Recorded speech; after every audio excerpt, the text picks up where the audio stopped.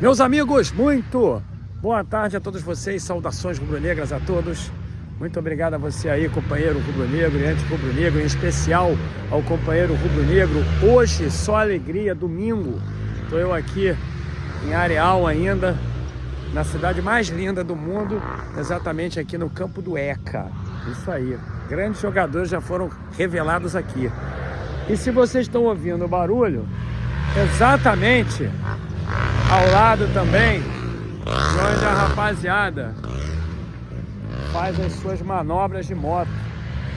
Tem aqui uma pista de competição. Estão vendo ali, ó? Os caras estão treinando aqui, naturalmente, para algum campeonato. E são prazeres de uma cidade do interior. Estão vendo ali? Sensacional. Aliás, Areal é sensacional. Então, como eu falei para vocês, hoje, para os rubro-negros, um domingão de muita alegria.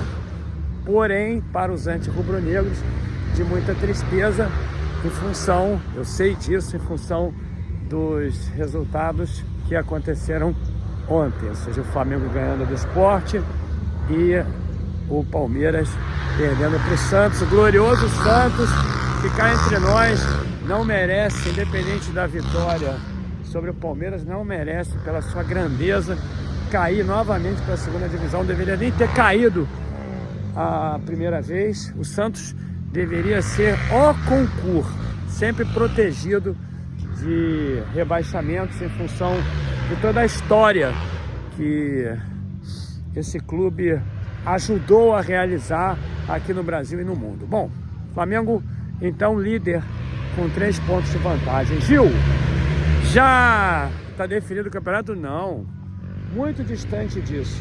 O Flamengo ainda tem muitos desafios, assim como... Tudo bem? Tudo ótimo. Igualmente, obrigado. Exatamente como o Palmeiras também. Afinal de contas, as duas equipes vão definir a Libertadores agora no dia 29. E o Campeonato Brasileiro está aberto ainda. O Flamengo, por exemplo, tem 2 compromissos muito importantes essa semana, principalmente quarta-feira, agora contra o Fluminense, e no final de semana o Fluminense enfrenta o Palmeiras. Isso significa que o Fluminense acabou se tornando aí o elemento decisório da competição. Se o Flamengo ganha do Fluminense e o Fluminense ganha do Palmeiras, as coisas vão ficar muito boas para nós. Não é que eu esteja fazendo uma conta matemática e, a partir dessa conta, chegar ali a uma conclusão que é óbvia, que o Palmeiras ainda pode virar isso. Não é só por isso. A minha análise é diferente. A minha análise, e tem muita gente que reclama disso, mas sabe que eu tenho razão, é sobre a desconcentração do time do Flamengo dentro de campo. É algo que chama atenção. Ontem nós tomamos um gol no início do jogo, mais uma vez em função de um delivery, de uma entregada. Isso me irrita e me preocupa substantivamente, porque tem sempre alguém que comete um deslize, tem sempre alguém que entrega uma jogada que acaba acarretando a letalidade para nós. Principalmente no início do primeiro tempo e no início do segundo tempo. É algo que me faz realmente pensar se o Felipe Luiz já trabalha isso com a equipe. Ele, acho que para muitos cumpre o papel dele de chegar na entrevista e dizer que erros acontecem, e para outros, como eu, não. Eu não acho que isso seja normal, principalmente se você for levar em consideração a categoria dos nossos jogadores. Aí tem muitos que dizem assim para mim, eu acho curioso, porque depois, quando acontece, como aconteceu naquela entregada contra o Atlético Mineiro na semifinal, nas oitavas de final da Copa do Brasil, e o Flamengo agora está fora, quando acontece e realmente acarreta, como aconteceu com aquele desgraçado daquele belga que agora está lá no Palmeiras, em 2021, aí as pessoas naturalmente sentem mais e me dão razão. Mas não é normal, por exemplo, você tomar 2 gols contra o Santos quando o Flamengo está ali com o placar de 3-0. Eu queria te falar sobre esforço. O esforço é algo que precisa estar sempre na mente de todos nós, independente de jogadores de futebol ou não. O nosso corpo, o nosso pensamento, o nosso cérebro, ele tende à preguiça.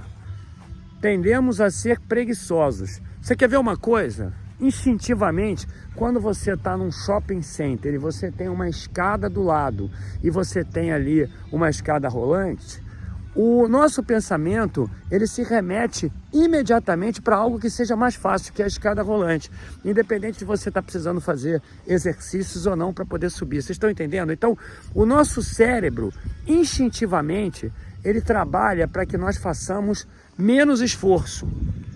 É sempre assim. E o que acontece com um time de futebol é que, uma vez que já tenhamos supostamente consolidado uma vitória, é que façamos menos esforço. E é esse o problema do nosso time. Ou seja, quando nós temos um placar que já tenhamos consolidada supostamente uma vitória, nós vamos lá, arrefecemos o ânimo e o outro time acaba chegando ali. Aconteceu contra o Palmeiras também. O Flamengo fez 1-0, se acomoda, o Palmeiras empata, aí o Palmeiras se acomoda, o Flamengo trabalha, faz 2 gols e arrefece depois, o Palmeiras mete um gol lá na prorrogação. E não pode ser assim. Eu espero que vocês tenham entendido exatamente como funciona. Eu não sou neurocientista, mas eu leio muito sobre isso. E é uma verdade, o nosso cérebro precisa trabalhar o tempo inteiro contra a preguiça, contra a acomodação. E é isso que está acontecendo no time do Flamengo. Como isso aconteceu ontem, por exemplo, como pode ter acontecido? Eu vou te explicar. Nós estávamos jogando contra o Sport Recife, um clube que já estava rebaixado, consolidou o rebaixamento matemático ontem, mas já estava rebaixado, todo mundo sabia, a torcida do Sport também, e o Flamengo entra em campo, obviamente, sem aquele ânimos que normalmente era para que tivéssemos, ou seja, para ganhar a partida, porque era um jogo contra o Sport, um jogo mais fraco e onde nós não tínhamos que fazer tanto esforço físico assim, correndo o risco de nos machucarmos.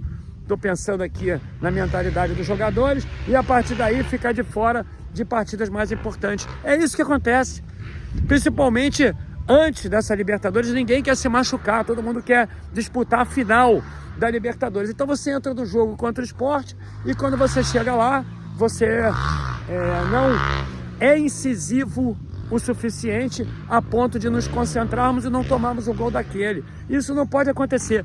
É por isso, meus amigos, eu não tenho nenhuma dúvida, e aí um psicólogo tem que trabalhar isso no nosso time, é por isso que o Flamengo perde tantos pontos para equipes com posições inferiores na tabela. Eu tenho certeza disso, porque não tem explicação. Se você pega ali as estatísticas do campeonato, você vai ver que o Palmeiras perde para equipes do G6. Por quê? Porque não tem um grande time.